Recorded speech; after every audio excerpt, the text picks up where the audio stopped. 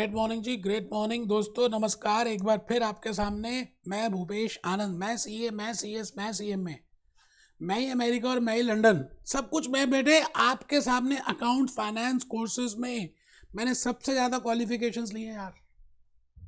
But आपको इतनी मेहनत करने की जरूरत नहीं है। Just complete ACCA first attempt में 1.5 ईयर में कंप्लीट कीजिए और आगे चलिए लाइफ में, get the practical experience and life में सेटल हो जाए बेटा।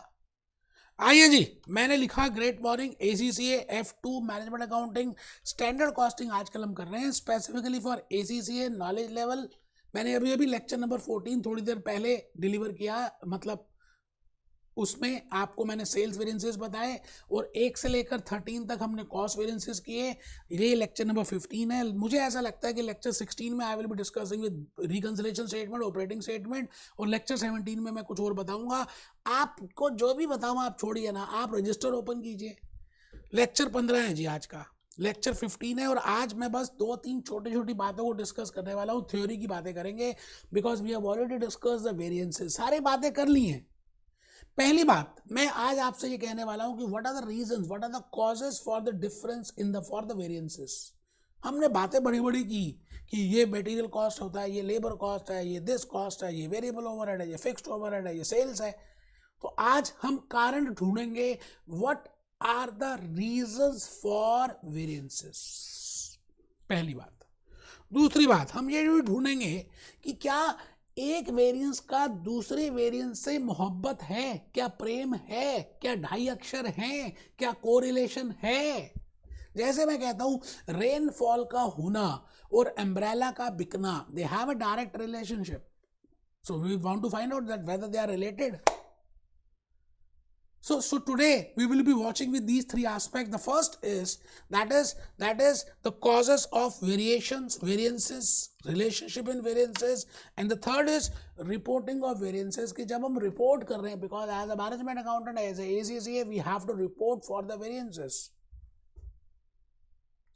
तो टॉप लेवल को जब मैं रिपोर्टिंग कर रहा हूं कि भाई ये वेरिएंसेस हैं, तो उसमें क्या क्या बातों को मुझे ध्यान देना पड़ेगा। Whether I have to see some points taken into account, whether I should find out who are the person who are responsible for that. Material purchase के लिए, मटेरियल प्राइस वेरिएंस के लिए परचेज मैनेजर रिस्पॉन्सिबल है, material quantity variance के लिए production manager responsible है। I have already told you in while discussing those. तो मैं आज रिस्पॉन्सिबिलिटी अकाउंटिंग की बातें करूंगा। फिर ये भी चेक करूंगा कि क्या वो वेरिएंस कंट्रोलेबल है या अनकंट्रोलेबल है। कि अगर प्राइस ही बढ़ गया तो उसमें purchase manager can not control anything, तो वेदर इट इज अनकंट्रोलेबल और controllable, weather it is significant और इनसिग्निफिकेंट। कई बार ऐसा होता है कि सिग्निफिकेंट नहीं होता तो हम ध्यान ही नहीं देते क्योंकि उसमें फिर कॉस्ट ज़्यादा लग जाएगी उसको बचाने में। मेरी बात आप समझ रहे हैं। तो क्या वो सिग्निफिकेंट है, इनसिग्निफिकेंट है, उसकी कॉस्ट कितनी है, उसका बेनिफिट कितना है, अगर हम इसको कैलकुलेट करें तो बेटे आज सबसे पहली बात मैं चाहता हूं कि आप कैप्लॉन ओपन कर लें। कैप्लॉन ओपन करेंगे ना तो आपको लॉजिकली ज़्यादा बातें समझ आएंगी जो मैं कहना चाह रहा हूँ। आइए जी, आइए आइए दोस्त, मैं दोस्त इस समय आपके सामने हूँ और ये सब कुछ मैं करा चुका हूँ। मैं इस समय हूँ खाली कहाँ पर, I am on this that how we can do these variances, और मैं इन सब के ऊपर आपके लिए एक बड़ी सिंपल सी कैलकुलेशंस करने जा रहा हूं। आइए जी, मैंने लिखा causes of variances कि वेरिएंस होने के क्या कारण हैं। No, as per Kaplan and as per BBB there are 4 reasons कि भाई ये 4 कारण हो सकते हैं, इस वजह से डिफरेंस आ सकता है जो आपने सोचा था और जो एक्चुअली में हुआ। एक तो ये भी हो सकता है कि आपने जो सोचा था वो गलत ही सोचा था। आपने कहा जी मैं 18 घंटे पढ़ूंगा, पढ़ ही नहीं सकते 18 घंटे। आपके बजट ही ओवर एस्टिमेटेड थे, आपने जो प्लानिंग की थी वही गलत की थी। कई बार हम हवाबाजी में आके बड़ी बड़ी प्लानिंग तो कर डालते हैं लेकिन हो नहीं पाता। हमें पता हो ही नहीं सकता था, इम्पॉसिबल है। आप उठते ही 7 बजे एकदम आपको जी मैं 4 बजे उठूंगा, हो ही नहीं सकता। 7 बजे की जगह 6 बजे, फिर 6 बजे से 5 बजे, 5 बजे से 4 बजे करेंगे तो अब तो फिर भी हो जाएगा।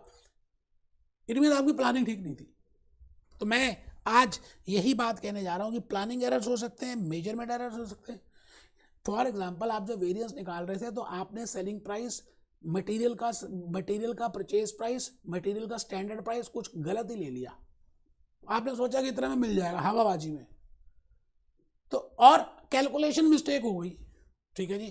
थर्ड इज रैंडम एरर्स, कई बार हो सकता है। और फोर्थ इज ऑपरेशनल एरर्स, क्या पता ऑपरेशन करते समय जब हमने एक्चुअली में देखा, अब जैसे मैंने स्टैंडर्ड कॉस्टिंग जब रिकॉर्ड करने से पहले सोचा कि 10-12 लेक्चर्स में हो जाएगा, बट आज देखिए मुझे ऐसा लग रहा है कि मैं 18, 19, 20, 22 लेक्चर तक ले सकता हूँ, क्योंकि जब करने बैठते हैं तो बात कुछ अलग होती है, अलग बातें आती हैं, ठीक है जी।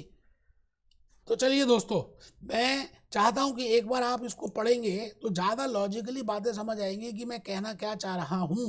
तो बेटे प्लानिंग एरर्स लिखेंगे, सभी बच्चे लिखेंगे कॉजेज ऑफ वेरिएंसेस में। First is planning errors. Planning error lead to setting of inappropriate standards और बजट्स।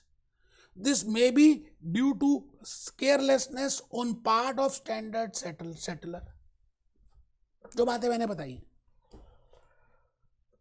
और due to unexpected external changes. अब आपको नहीं पता था कि कोविड हो जाएगा है, आज से 4-5 साल पहले हमने बजट तो बड़े बड़े बनाए थे, अचानक ही कोविड सिनेरियो आ गया, अचानक ही लॉकडाउन लग गया, अचानक ही ये हो गया, we are not aware of that. तो इस केस में रशिया वर्सेस यूक्रेन का वॉर स्टार्ट हो गया, हो चुका, अब तो खत्म भी हो गया।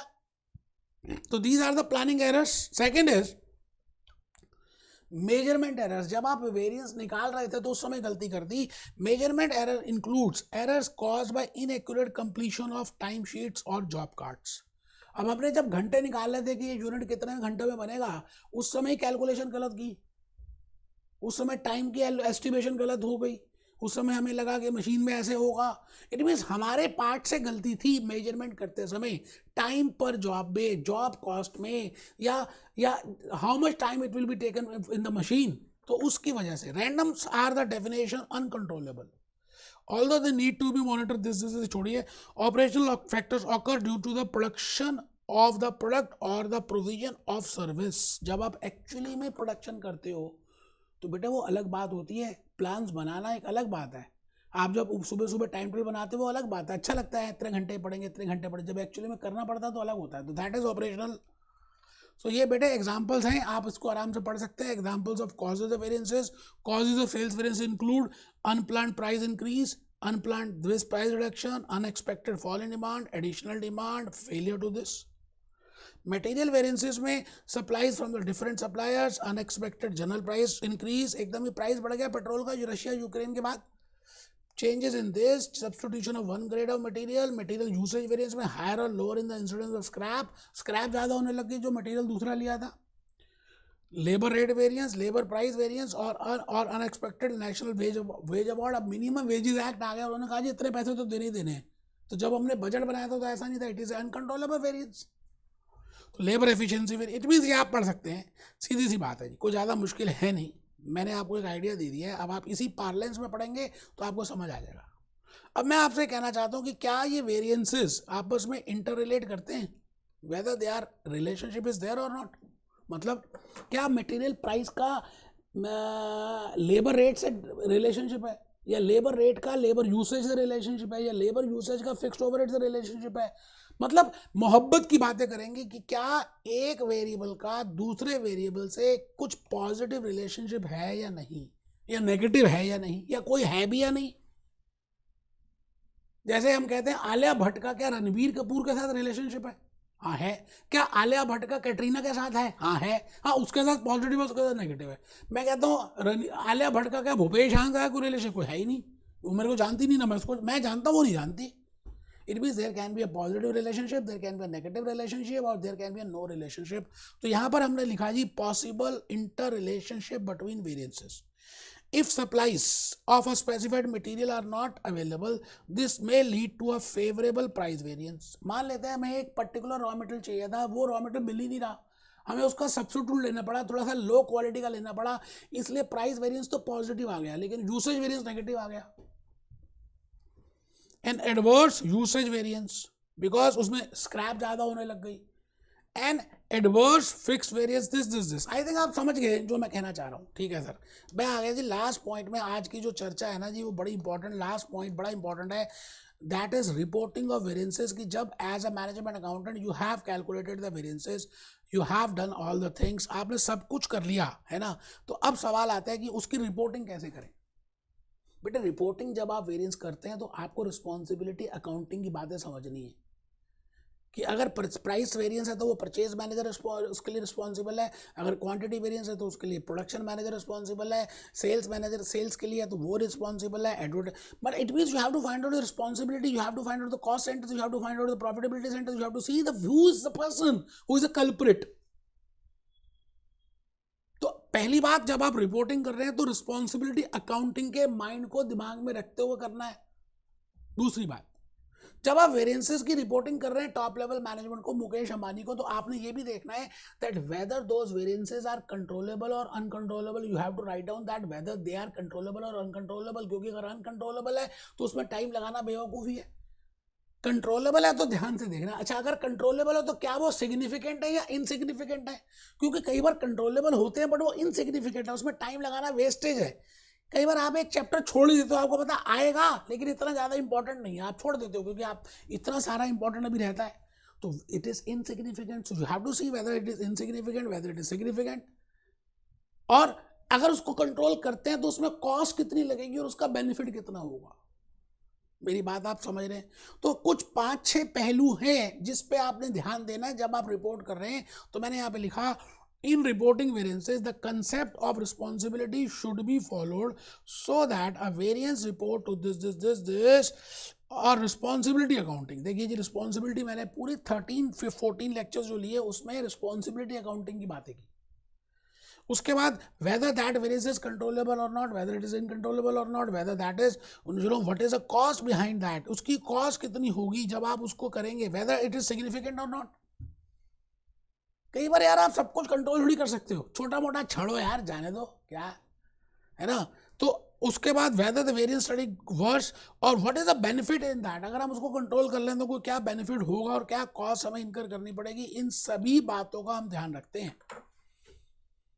तो आई थिंक ये आधा एक पेज है, आप पढ़ लेंगे, आपको मोटा मोटी एक लॉजिकली बात समझ आ गई है। वैसे अगर आप थोड़ा सा इसको लिखेंगे ना तो और ज़्यादा अच्छा लगेगा, खाली एटलीस्ट बुलेट पॉइंट्स तो लिख ही दीजिए। जैसे मैंने पहला लिखा कॉजेस ऑफ वेरिएंसेस, इसमें फर्स्ट लिखा जी प्लानिंग एरर्स, दूसरा था जी मेजरमेंट एरर्स, तीसरा है जी रैंडम फैक्टर्स, फोर्थ है जी ऑपरेशनल फैक्टर्स, ये भी अभी हमने डिस्कस किए that what are the reasons for the variances, what are the causes of variances.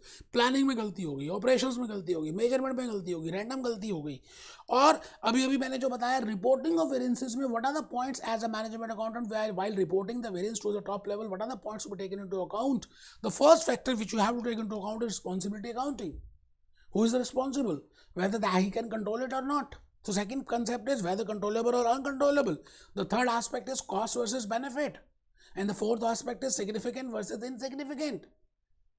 I think आप मोटा मोटी आपको देखो लॉजिक समझ आ गया ना, तो अब आप पढ़ेंगे तो आपको लॉजिकली समझ आ जाएगा, थोड़ा सा उसको पढ़ेंगे।